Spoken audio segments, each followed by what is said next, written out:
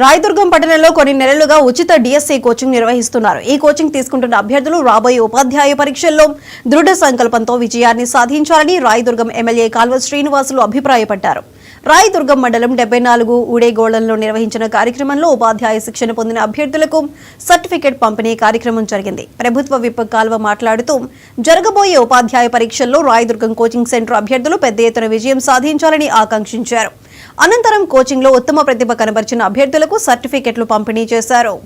DSC పైన 16,000 పైచిలకు ఉపాధ్యాయ పోస్టుల భర్తీ ఫైల్ పైన సంతకం పెట్టారు.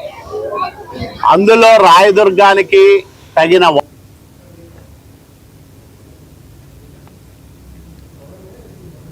మాట ఉండాలి, రావాలి అనే ఉద్దేశంతో గడిచిన 2.5 నెలలుగా ఇక్కడే దాదాపు 210 మందికి డిఎస్సి కోచింగు ఇప్పిస్తా ఉన్నాం.